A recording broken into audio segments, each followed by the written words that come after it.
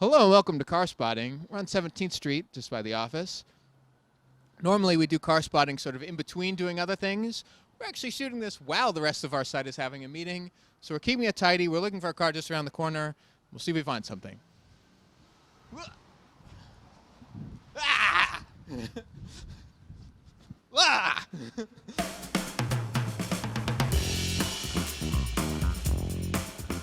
All right, so before we go on, I would just like to point out this Ford Tempo right here. Take a look at this. Ford Tempo. Now, longtime fans of Jalopnik will remember a commenter by the name, I think it was like Tempo Fanatic.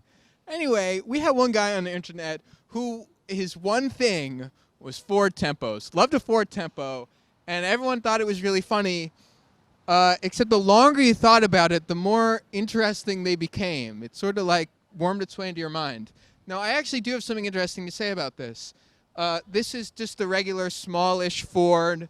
This is like, if you think of a Ford Fiesta now, this is what it was like in the early 90s.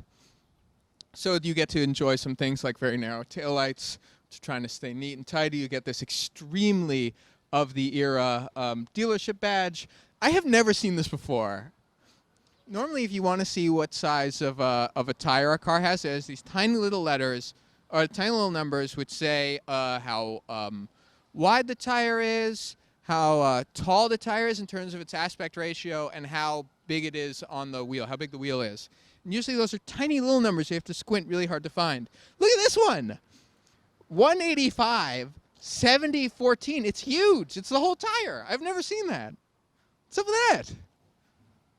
I thought you would appreciate that, Aaron. I do appreciate it. You love tires. So often, it is so hard to find my tire size. Well, you would have no problem here. Wow. Giant tire numbers. A true tire hack. That's whatever tire company that is, they are unbelievably proud of their tire size. Now, the Tempo is, without question, a boring car. It's not interesting. It was designed to be as middle of the road as possible. It was not trying to be bold. It was not trying to be dynamic. It was just a car. It was car unit. It was one car. And what that means is it's actually sort of an interesting historical object because you see sort of the state of the art. There are no styling swooshes. There are no odd bits of styling or anything about it. This is just what a normal-looking car looked like in 1990 whatever. So you get to take it in. You get to appreciate what the style of the day was beyond just a normal car. It's like those insurance ad cars that have no badges on them. All right, so we're here on the east side, 17th and 3rd. We got a tip about like a week ago that there's a very interesting car right around here, an 80s Maserati.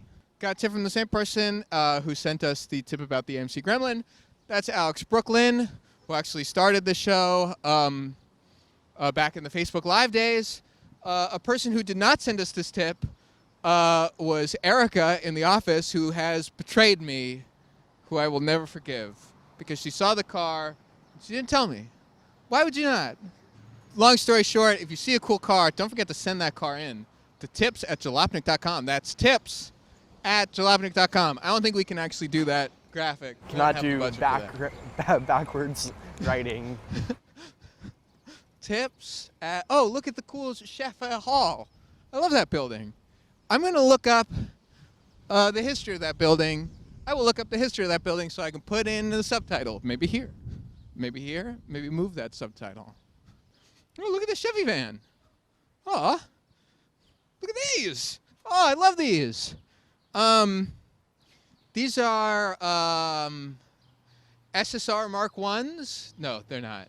They're not. They're flat. What do you call them? A dishy? I don't know. They're Anyway, not they're my cool. thing. What year is this? This is 93. This is, if you go all the way back to our Williamsburg episode, that was like a 70 odd, and this is really not different structurally whatsoever. We've got an article coming out soon, which is talking about how car companies always talk about how it's like this is this new car and new is better. But every so often there are cars which come out which remind us that sometimes people actually don't want anything new. If you've got a car which sort of works and is practical and design that's fine, people will just keep buying it year after year. And vans are just one of those things. You can make a van for forever, and it's fine. This one's cool. It's a shorty van. If it was a shorty Dodge van, I could talk about Dodgebon racing in Japan, but it's not. It's a Chevy van. So we'll keep it moving. Oh, we have a very Radwood car coming up. Uh-oh. Do you see it? I do. And what we have here is a Suzuki, I think the rest of the world called this an Escudo, but we know it as the Sidekick, which is a great name for a car. This is a piece of sort of automotive history. This is the affordable, small, fun SUV, which is not really a thing that exists anymore. Now we have cars like the Ford Fiesta Active or whatever. We've got little crossover things, like a Chevy Trax or something. The Jeep Renegade. Jeep Renegade. Yeah. Yeah, this is sort of the Jeep Renegade of the day, except as you can see, it's friggin' tiny. And it's also charmingly, there's just a huge amounts of charm in this. For instance, it's got auto freewheel hub. You would think that on a hub like this, you would say like auto locking hub. You would say this car can have four-wheel drive. However, this one is saying that it's a freewheel hub. So it's saying that it can unlock the front wheels. So it's saying that this thing can go into two-wheel drive, presumably saving you gas. So this was a time when SUVs were trying to market themselves as cityable and comfortable rather than trying to establish their credibility as being off-roadable. Today we know that all SUVs are comfortable and you can drive them around on the street. Back then, people still had in their mind sort of the idea of a Ford Bronco really being a sort of bucking sort of car down the street, really uncomfortable. Oh, we have an interesting car coming up. Is that an S-Class coupe? No, it's a look at this modified E-Class. Whatever I was saying was not important at all. Look at this thing. Oh, this thing is tight. This thing is amazing. Oh, is that a real C36? Anyway, just take this thing in. Represents a different time when the standard of a SUV was sort of definitely off-road, and people were trying to tell you that, no, you can buy it. It's comfortable, and it gets good mileage. All right, let's keep it moving. Do-do-do-do. All right, since I have a feeling that we're not going to find this car, first of all, look at that lovely yellow Pathfinder.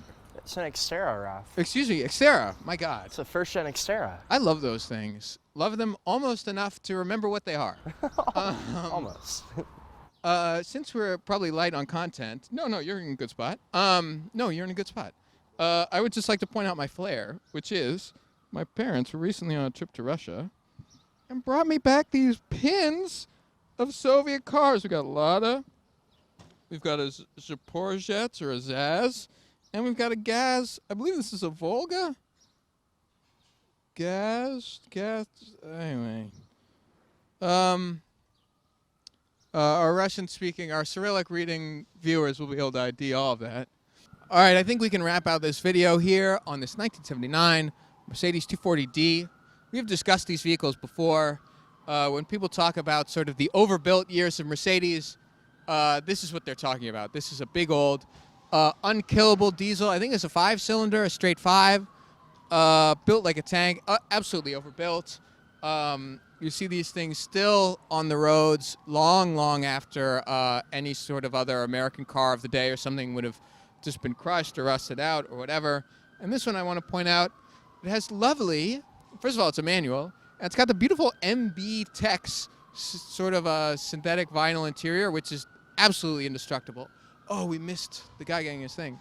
Anyway, the way I know it is because the window is down. What's up with that? This guy's just chilling. But very cool car. I love the aerodynamic tail lighty things. These things are so nice. The patina on this thing, the paint, a little crackly. What a joy. Anyway, this will be where I cease talking as we're right around the corner from the office and I can finally get back to work and eat lunch. I'm so excited. Thank you all for tuning in. Enjoy. Tips. Send them. All that jazz. Not supposed to be in here.